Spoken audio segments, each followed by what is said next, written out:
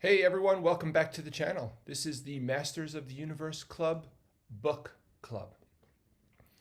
My goal is to help you master your universe in bite-sized chunks.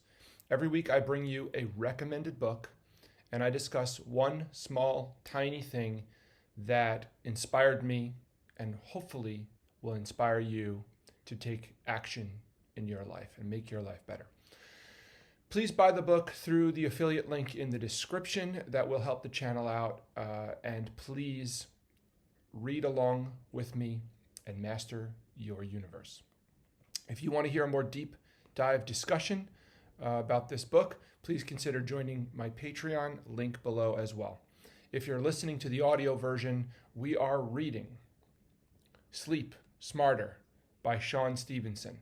Shawn Stevenson is a personal hero of mine, and that's why I'm reading this book. I'm up to chapter 5, which is Be Cool. Now, before I go on, there are tons of there's tons of information in the book, number one, and there are strategies at the end of every chapter to help you with each aspect. So what I'm bringing you is often just one little snippet from a single paragraph in the chapter. So you really want to buy the book. So 2 things that I noted. Studies have found that the optimal room temperature for sleep is really cool, quite cool, around 60 to 68 degrees Fahrenheit. Anything too far above this or below this range will likely cause some difficulty sleeping. So 60 to 68 degrees. That's just an FYI in terms of the science has shown that that's the optimal. So that's your first piece of information. Now, here's the next thing that I wanted to read. So there was a study that showed that folks suffering from insomnia were fitted with cooling caps that contained circulating water at cool temperatures. The researchers discovered by the end of the study the participants who wore cooling caps, and these folks were suffering from insomnia, they fell asleep even faster than the people without the sleep disorders. So that's the control group. And the insomniacs took 13 minutes to fall asleep versus 16 minutes for the healthy control group. And they ended up sleeping for 89% of the time they were in bed, which was the exact amount of time of the healthy control group. So people suffering from insomnia experienced a clinical response, measurable, and improved some measures beyond the control group from putting a cooling cap on their head before bed. Now, the end of the chapter has a bunch more strategies you can use to fall asleep faster and sleep, have your sleep be better just from this aspect, being cool, right? This is chapter 5, it's just cooling your body down, right? But here's what I took away. That's, people think that, if they can't fall asleep, and there's all these different factors that might come into play.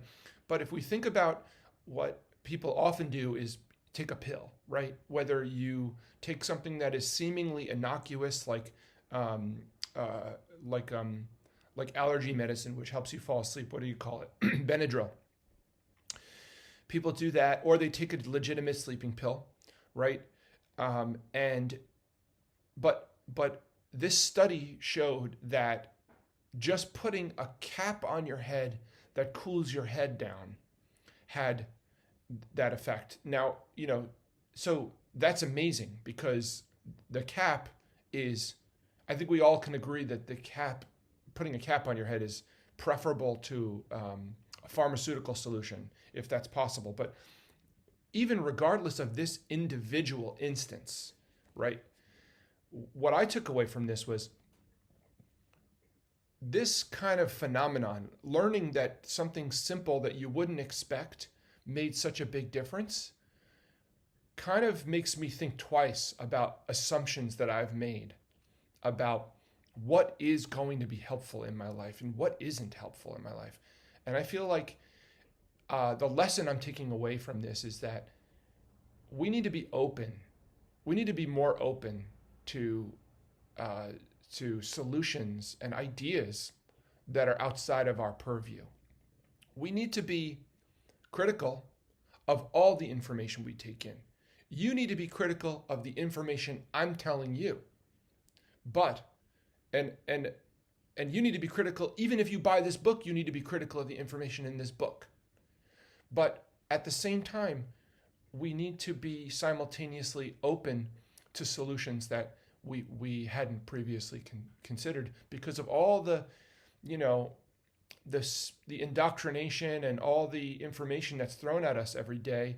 It's a signal to noise problem. There's a lot of noise out there. So, we need to be open to considering other things. Anyway, I keep every episode short.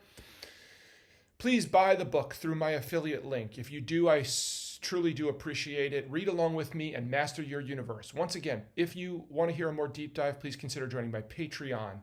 If you would like me to read a book that you like, or you want to recommend a book, leave it in the comments, and I'll put it on my list. And thanks for watching.